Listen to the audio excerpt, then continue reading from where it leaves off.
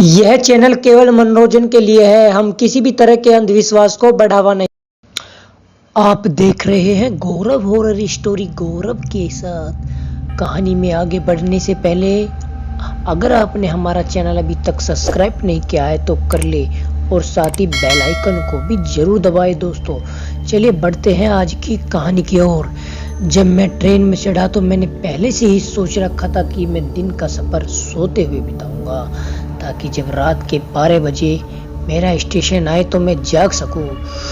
धीरे धीरे ट्रेन आगे बढ़ती रही और उसी के साथ बोगी में भीड़ भी। लोग उतरते चढ़ते रहे और भीड़ कम होने की वजह और भी ज्यादा होती जा रही थी। मैं अपनी सीट पर अजनबी की तरह सुकड़ कर बैठा था।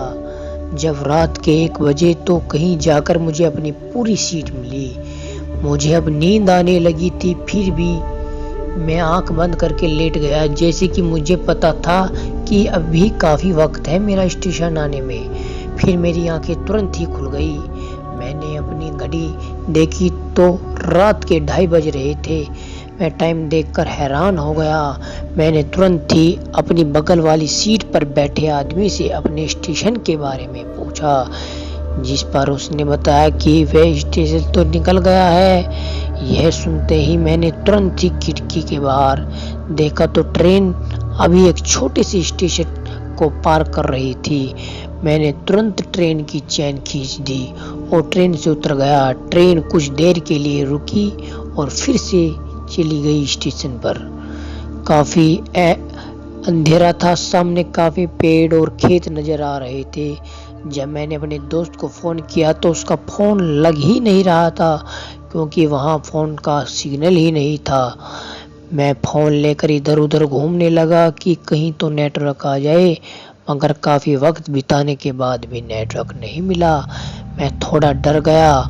एक तो रात का वक्त, ऊपर से अनजान और सुनसान जगह। एक अजीब सी बेचैनी होने लगी थी। मैं वहीं प्लेटफार्म के किनारे खड़ा बस नेटवर्क के आने का इंतजार कर रहा था कि तभी मेरे फोन की रिंग बजी। मैंने तुरंत फोन उठाया। फोन पर मेरा दोस्त था जो मुझे से पूछ रहा था कि कहाँ तक पहुँचा है। तो इस पर मैंने उसे सारी बात बता दी।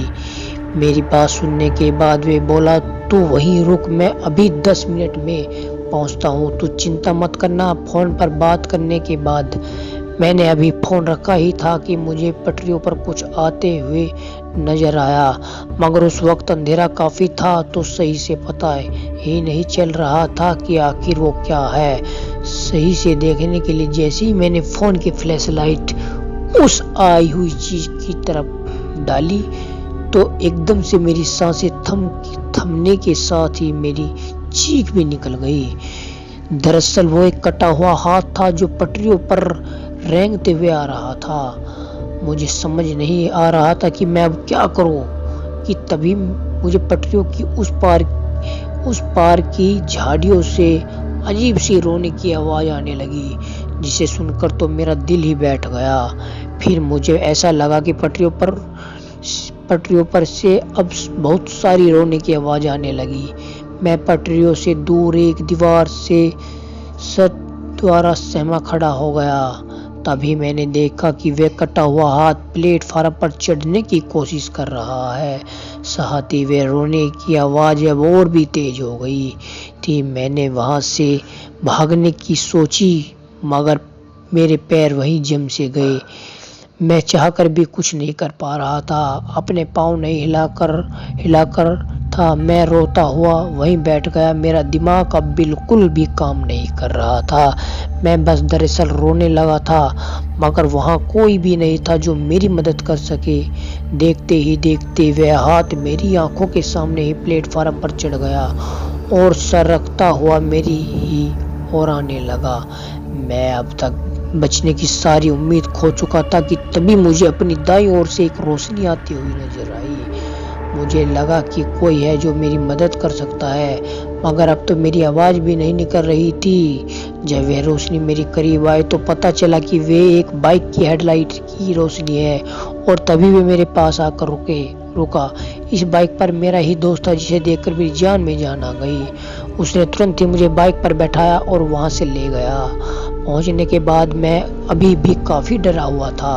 अगली सुबह मैंने अपने दोस्त से पूछा कि तुमने मुझे ढूंढा कैसे, तो उसने बताया कि पहले तो उसने मुझे फ़ोन पर काफ़ी ट्राई किया। जब फ़ोन नहीं लगा तो वह अपनी बाइक को प्लेटफार्म पर ही ले आया। फिर उसे मेरे मोबाइल फ़ोन की फ्लैश लाइट नज़र आई, जिससे वह समझ गया कि मैं ही हूँ। और साथ ही बताया कि ऐसे छोटे स्टेशन पर अक्सर कोई ना कोई आत्महत्या या दुर्घटनावश मौत होती रहती है, और रात के बाद ऐसी जगह बेहद खतरनाक और डरावनी हो जाती है। तो दोस्तों, इस वीडियो में बस इतना ही। मैं आपका दोस्त गौरव फिर मिलता हूँ एक नई वीडियो के साथ। तब तक बाय, टेक केयर।